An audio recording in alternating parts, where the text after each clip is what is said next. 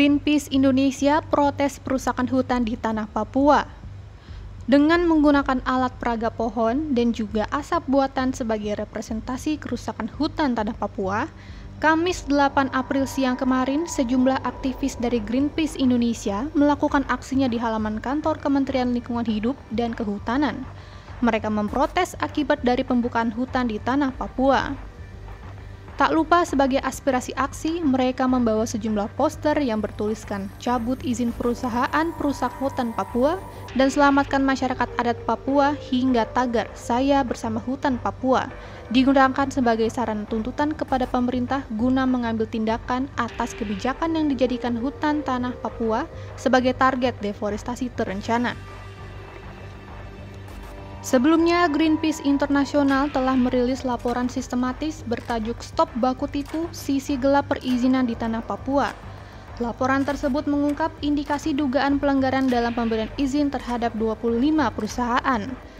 Seluruh perusahaan tersebut memperoleh pelepasan kawasan hutan di Provinsi Papua antara rentang tahun 2011 hingga 2019.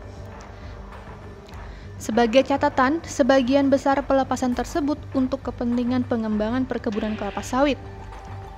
Berdasarkan analisis CIFOR pada tahun 2019, telah ada 168.471 hektar hutan alam di Provinsi Papua yang dikonversi menjadi perkebunan sawit.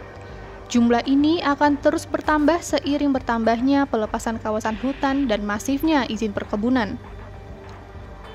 Diketahui pemberian izin tersebut terbit pada saat Zulkifli Hasan menjabat sebagai Menteri Kehutanan tahun 2009 hingga 2014 dan era Menteri Lingkungan Hidup Kehutanan Siti Nurbaya. Kami melaporkan indikasi adanya dugaan pelanggaran kebijakan yang mengobrol hutan di tanah Papua sekaligus mendesak pemerintah untuk melakukan tindakan hukum, termasuk meminta Menteri LHK Siti Nurbaya untuk mengevaluasi kebijakan pelepasan kawasan hutan untuk pembangunan perkebunan sawit tersebut. Tutur Asep Komarudin selaku juru kampanye hutan Greenpeace Indonesia pada Kamis 8 April kemarin.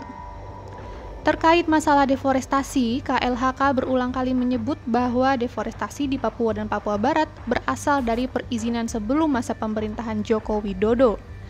Asep menegaskan, masalah deforestasi tidak selesai dengan hanya menyalahkan pemerintah sebelumnya. Ia menambahkan, pemerintah saat inilah yang seharusnya memiliki kewenangan untuk mengusut dan mencabut izin yang diduga melanggar peraturan. Keterlibatan dari para pemangku kepentingan bisnis, pejabat negara, anggota partai politik yang berpengaruh serta pensiunan jenderal polisi diduga menjadi alasan munculnya perizinan di tanah Papua. Disinyalir mereka bisa mempengaruhi pembentukan produk perundang-undangan ataupun kebijakan di sektor perkebunan dan kehutanan yang berkaitan langsung dengan usaha yang mereka geluti. Perizinan tersebut banyak melanggar aturan, seperti tidak memiliki AMDAL, izin yang diduga dipalsukan, dan melakukan aktivitas tanpa hak guna usaha serta menyembunyikan kepemilikan. Kondisi ini semakin diperburuk dengan terbitnya Undang-Undang Cipta Kerja yang memberi peluang lebih besar bagi oligarki politik dan bisnis untuk mempengaruhi pengambilan keputusan izin investasi di kawasan hutan Papua. Asep meminta KLHK untuk melakukan penyidikan lebih dalam terkait dugaan pelanggaran hukum yang dilakukan oleh para perusahaan sesuai kewenangan yang dimiliki oleh KLHK. Sementara hutan yang belum dikonversi menjadi perkebunan bisa diselamatkan dan dikembalikan kepada masyarakat adat Papua, tambah Asep. Ekspansi besar di Papua telah menimbulkan banyak dampak negatif yang dirasakan oleh masyarakat Papua. Tak jarang hal ini memunculkan kasus sengketa lahan dan menempatkan masyarakat adat hanya sebagai penonton saat tanah mereka dikerahkan kepada perusahaan tanpa persetujuan masyarakat adat. Terkait hal ini, Niko Wamafma, juru kampanye hutan Papua Greenpeace Indonesia, menyatakan bahwa dugaan adanya manipulasi ini telah membelah dan merusak harmoni kehidupan komunitas adat, karena hutan Papua merupakan sumber mata pencaharian dan praktik kebudayaan masyarakat adat. Pemerintah harus menempatkan masyarakat adat pemilik tanah ulayat sebagai aktor utama dalam mengelola lahan dan hutan, bukan mendahulukan kepentingan investasi yang hanya menguntungkan segelintir kelompok, tutup Niko. Itulah informasi singkat dari Telenews untuk Anda semuanya.